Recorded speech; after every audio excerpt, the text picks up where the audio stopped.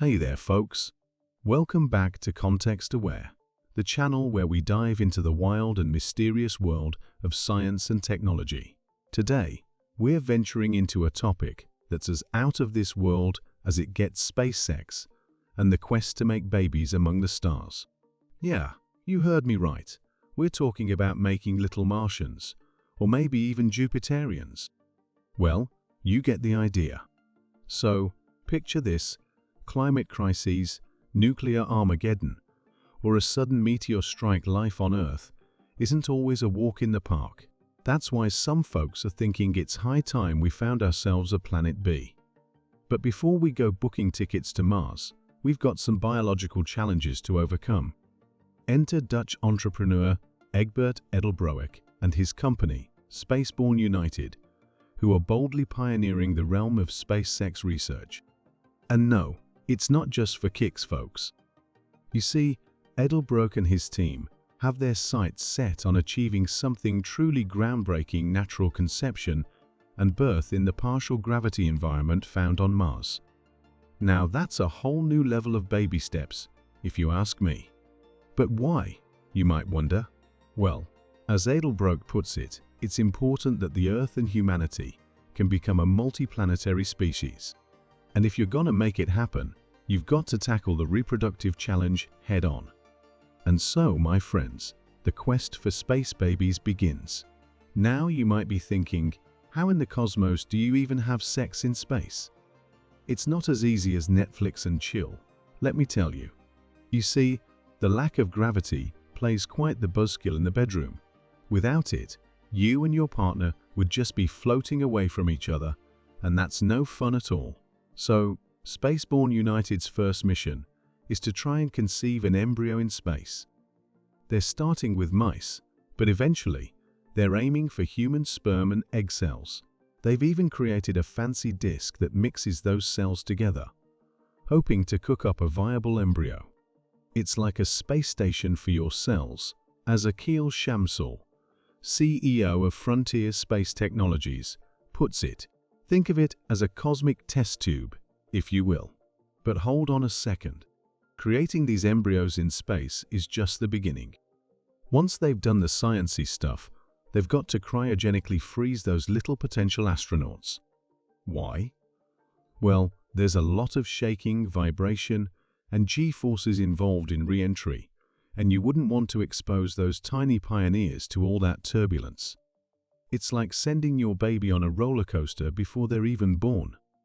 Now, the research is still in its early stages, with experiments happening in simulated partial gravity laboratory conditions. But Edelbroek and his team are planning to launch a mission with mouse cells by the end of next year. And if all goes well, we might just see the first launch with a human embryo in about 5 or 6 years. Buckle up, folks. We're in for quite the ride. But wait, there's a giant ethical elephant in the room. Before we start implanting these embryos back into Earthling women, there are some massive ethical questions to answer. You're exposing these vulnerable human cells and embryos to the harsh realities of space, higher radiation levels, different gravity environments, and who knows what else. It's like sending your kid to their first day of school on an alien planet. And that's one of the reasons why research into space reproduction has largely been left to private firms like Spaceborn United. NASA, for instance, isn't too keen on using tax dollars for these touchy subjects. So, it's up to the bold entrepreneurs to boldly go where no one has gone before. But it's not just about making babies in space, it's about creating the perfect environment for them. You see, in a low-gravity environment, bodily fluids that usually stay down on Earth start going all topsy-turvy, posing a host of challenges for the human body. An adult might handle it to some extent, but a growing fetus, not so much. So, before we send babies to the stars, we've got to make sure they'll be cozy up there. Now, here's a twist in the tale. The rise of space tourism, thanks to companies like SpaceX and Virgin Galactic, adds a whole new dimension to space reproduction. Imagine being a couple on a space tourism flight and thinking, hey, why not be the first to conceive in space? It's like winning the space lottery, with a cosmic twist. Edelbroek is even consulting with the space tourism sector to make sure they're aware of the risks. And here's the kicker, folks. Spaceborn United's research, which essentially replicates the IVF process, but in space, is not just about babies in orbit. It's also helping folks right here on Earth to conceive. So, they're literally reaching for the stars and touching lives down here too. Talk about a win-win. Now, Edelbroek might have scaled back his plans a bit. He went from crazy ambitious to just very ambitious as the challenges of space reproduction became crystal clear. But one thing is for sure, he's got his eyes set on a remarkable future.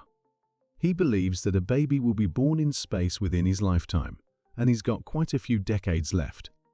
As he puts it, I expect to be at least 100 years old. That's the spirit, Egbert. So, there you have it, folks.